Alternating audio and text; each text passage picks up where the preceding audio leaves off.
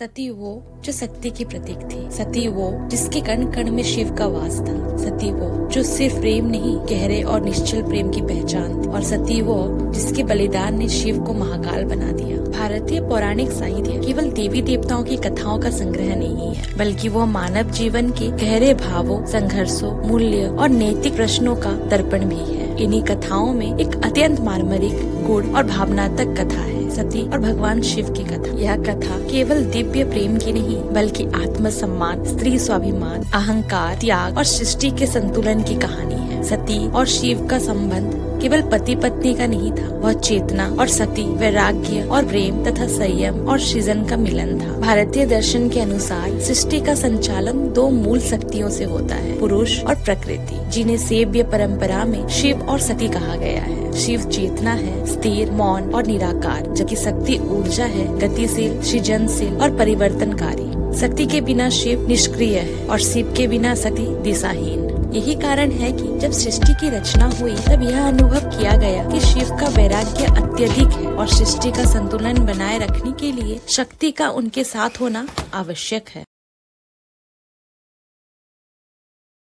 ब्रह्मा जी ने सृष्टि के संचालन के लिए अपने मानस पुत्र दक्ष प्रजापति को उत्तरदायित्व सौंपा। दक्ष एक योग्य शासक थे, परंतु उनमें अहंकार का अंश भी था। ब्रह्मा जी के अनुरोध पर आदि शक्ति ने दक्ष की पुत्री के रूप में जन्म लेने का निर्णय लिया। यही शक्ति आगे चलकर सती के नाम से जानी गई। सती का जन्म सामान्य बालिका की तरह नहीं हुआ, परंतु उनमें देवीय चेतना बचपन से ही दिखाई देने लगी। वे राजमहल के ऐश्वर्य, भोग विलास और सांसारिक सुखों में रुचि नहीं रखती थी। उनका मन किसी अज्ञात योगी की ओर आकर्षित रहता था, उस योगी की ओर जो कैलाश पर्वत पर तप में लीन था। जैसे जैसे सती बड़ी होती गई, उनका आकर्षण भगवान शिव के प्रति और प्रगाढ़ हो गया। उन्होंने शिव को केवल देवता नहीं, बल्कि अपने अस्तित्व का आधार माना। दूसरी ओर दक्ष प्रजापति शिव को एक अघोर, शमशानवासी और समाज की मर्यादाओं से परे रहने वाले योगी मानते थे।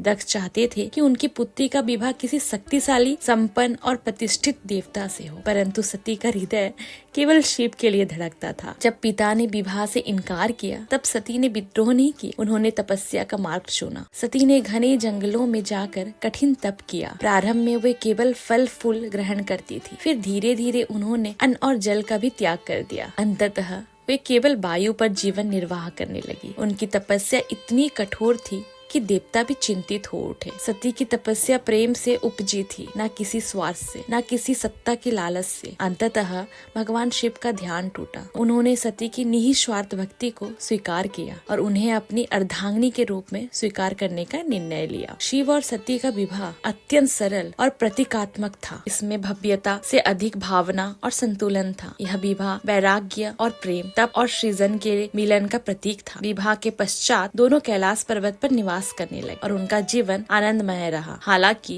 दक्ष प्रजापति ने इस विवाह को कभी मन से स्वीकार नहीं किया। उनके भीतर शिव के प्रति ईर्ष्या और क्रोध लगातार बढ़ते जा रहा। एक समय दक्ष ने एक विशाल महायज्ञ का आयोजन किया। इसमें सभी देवी देवताओं को आमंत्रित किया गया, परंतु जानबूझकर शिव और सती को आमंत्रण नहीं भेजा गया। यह केवल भूल नहीं, बल्कि एक सोचा समझा अपमान था। जब सती को यज्ञ का समाचार मिला, तो उनका पुत्री हृदय व्याकुल हो उठा। शिव ने उन्हें समझाया कि जहाँ सम्मान न हो, वहाँ जाना उचित नहीं, परंतु सती अपने पिता से मिलने की आशा में यज्ञ में चली गई। यज्ञ स्थल पर सती का स्वागत नहीं हुआ। दक्ष ने खुले मन से शिव जी का अपमान किया और उन्हें अयोग्य, तुच्छ और अयोग्य पति कहा। सती ने अपने पिता को समझने का प्रयास किया, परंतु अहंकार के अंधेपन में दक्ष ने एक शब्द भी नहीं सुना। उसी क्षण सती ने अनुभव किया कि यह अपमान केवल शिव का नहीं, बल्कि उनके अपने अस्तित्व का है। उन्होंने कहा कि जिस शरीर ने ऐसे पिता से जन्म लिया हो, वह उनके आराध्य के अपमान का भार नहीं सह सकता। योगाग्नि द्वारा सती ने अपने शरीर का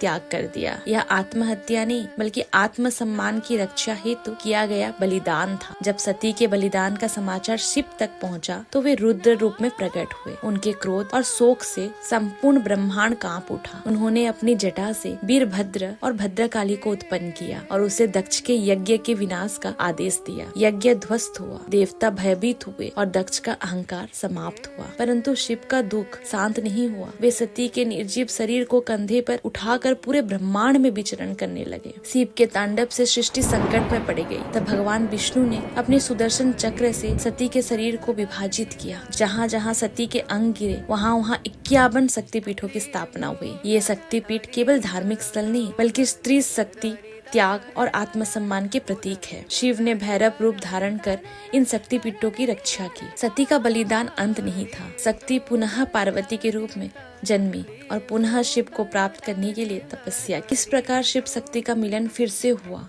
और सृष्टि का संतुलन पुनः स्थापित हुआ।